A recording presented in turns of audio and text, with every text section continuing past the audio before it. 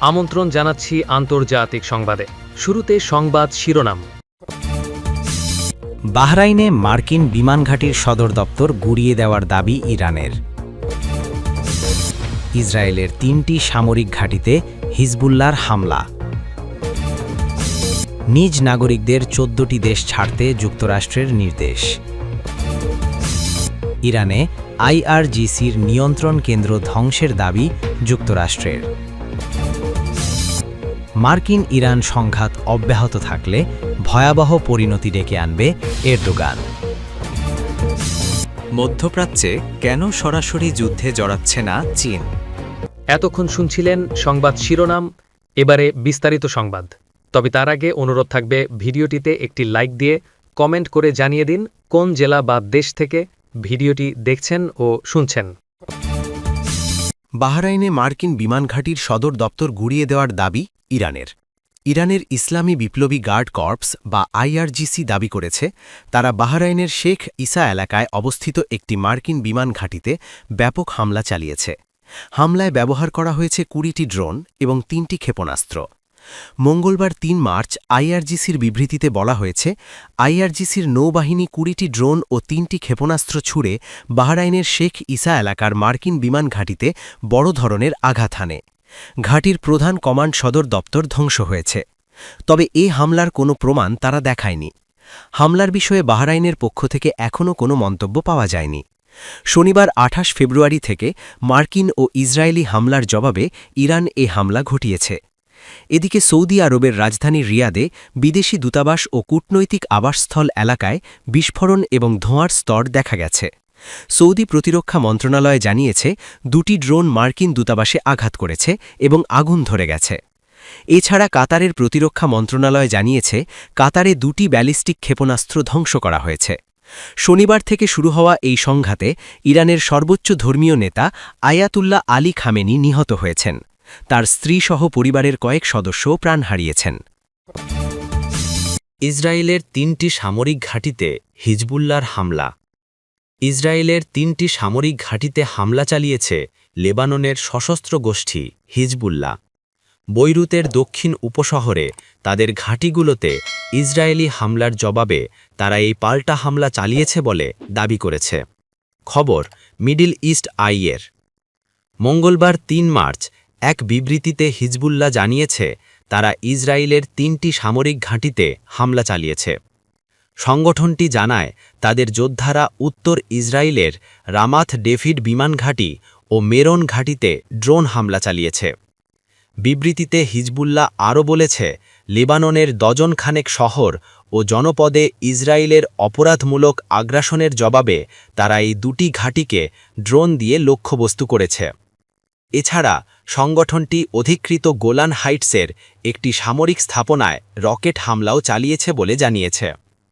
এদিকে মঙ্গলবার ভোরের দিকে বৈরুতে সিরিজ হামলা শুরু করে ইসরায়েল।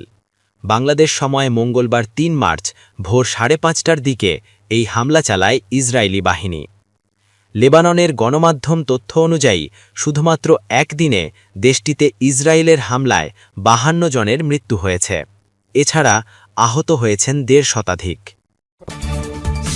নিজ নাগরিকদের ১৪টি দেশ ছাড়তে যুক্তরাষ্ট্রের নির্দেশ।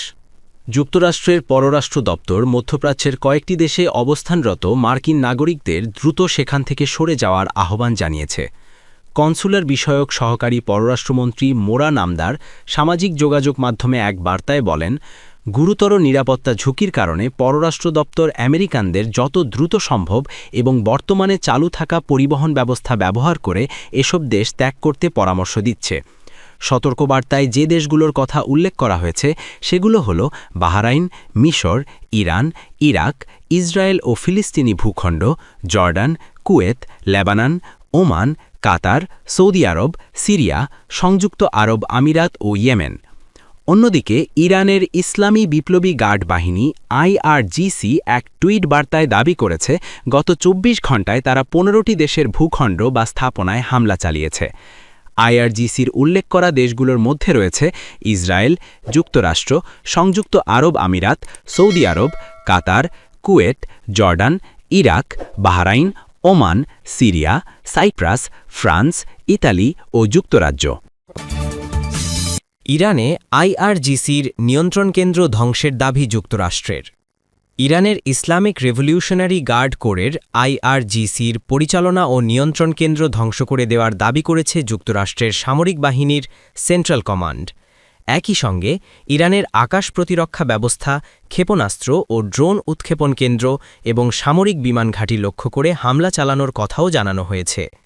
মঙ্গলবার ৩ মার্চ সামাজিক যোগাযোগ মাধ্যম এক্সে দেওয়া এক পোস্টে মার্কিন সেন্ট্রাল কমান্ড জানায়, মার্কিন বাহিনী আইআরজিসির কমান্ড ও কন্ট্রোল সুবিধা, ইরানের আকাশ প্রতিরক্ষা ব্যবস্থা, ক্ষেপণাস্ত্র ও ড্রোন লঞ্চ সাইট এবং সামরিক বিমান ঘাঁটি ধ্বংস করেছে।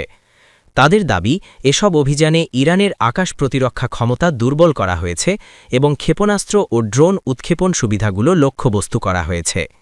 শনিবার ২৮ ফেব্রুয়ারি থেকে মার্কিন ও ইসরায়েলি বাহিনী ইরানের শত শত লক্ষ্যবস্তুতে যৌথ হামলা চালিয়েছে, যার মধ্যে রয়েছে ক্ষেপণাস্ত্র, নৌবাহিনী এবং কমান্ড ও কন্ট্রোল সাইট। এই হামলায় ইরানের সর্বোচ্চ ধর্মীয় নেতা আয়াতুল্লাহ আলী খামেনি ও তার স্ত্রীসহ বহু মানুষ নিহত হয়েছেন। মার্কিন ইরান সংঘাত অব্যাহত থাকলে ভয়াবহ পরিণতি ডেকে আনবে এরদোগান। তুরস্কের প্রেসিডেন্ট রিসেপ তাইয়েব এরদোগান সতর্ক করে বলেছেন, যদি যুক্তরাষ্ট্র নেতৃত্বাধীন ইরানে হামলার ঘটনা নিয়ন্ত্রণে না আসে, তবে তা বিশ্ব ও আঞ্চলিক নিরাপত্তার জন্য ভয়াবহ পরিণতি ডেকে আনতে পারে। তিনি উল্লেখ করেন, তুরস্ক দেশ ও নাগরিকদের রক্ষা করতে সব ব্যবস্থা নিচ্ছে। রাজধানী আঙ্কারায় আয়োজিত একটি ইফতার মাহফিলে সোমবার তিনি বলেন, যদি প্রয়োজনীয় পদক্ষেপ নেওয়া না হয়, চলমান সংঘর্ষগুলো আঞ্চলিক ও বৈশ্বিক নিরাপত্তার জন্য গুরুতর প্রভাব ফেলবে। প্রেসিডেন্ট এরদোগান আরও বলেন, তুরস্ক শান্তির পক্ষে অটল রয়েছে। দ্রুত রক্তপাত ও কষ্টের অবসান ঘটুক এবং অঞ্চলটি দীর্ঘমেয়াদী স্থিতিশীলতা অর্জন করুক। তিনি জানান, তুরস্ক সরকার প্রতিটি পর্যায়ে কূটনৈতিক সংযোগ বাড়াবে যতক্ষণ না যুদ্ধবিরতি প্রতিষ্ঠিত হয় এবং পরিস্থিতি শান্ত হয়। মধ্যপ্রাচ্যে কেন সরাসরি যুদ্ধে জড়াচ্ছে না চীন? যুক্তরাষ্ট্র ও ইসরায়েলের যৌথ হামলায় ইরানের সর্বোচ্চ নেতা আয়াতুল্লাহ আলী খামেনি নিহত হওয়ার পর চীনের সতর্ক ও পরিমিত প্রতিক্রিয়ার নেপথ্যে থাকা কৌশলগত কারণগুলো আলোচনার জন্ম দিয়েছে। চীন এই হামলার তীব্র নিন্দা জানিয়ে একে আন্তর্জাতিক আইনের লঙ্ঘন ও সার্বভৌমত্বের ওপর আঘাত হিসেবে অভিহিত করলেও তেহরানকে কোনো সরাসরি সামরিক সহায়তা দেওয়ার প্রতিশ্রুতি দেয়নি।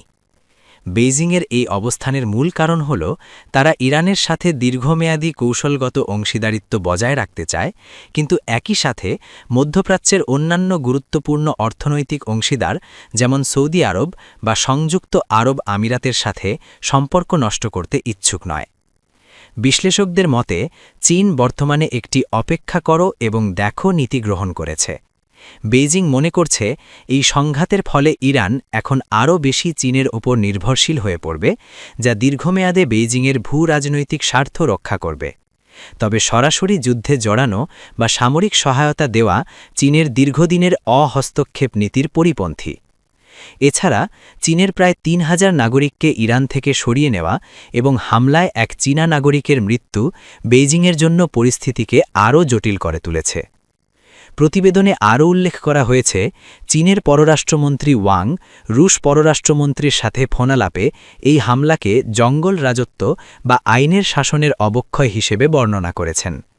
চীন মূলত দূতাবাসিক ও রাজনৈতিক মাধ্যমেই এই সংকটের সমাধান চাচ্ছে, কারণ একটি পূর্ণমাত্রার আঞ্চলিক যুদ্ধ চীনের জ্বালানি নিরাপত্তা এবং বেল্ট অ্যান্ড রোড প্রকল্পের জন্য চরম ঝুঁকির কারণ হতে পারে। বেইজিং এখন ইরানকে রাজনৈতিক সমর্থন দিলেও নিজেকে সরাসরি সংঘাত থেকে দূরে রেখে বিশ্বমঞ্চে একজন দায়িত্বশীল শক্তি হিসেবে উপস্থাপন করার চেষ্টা করছে। সূত্র: সাউথ চায়না মর্নিং পোস্ট।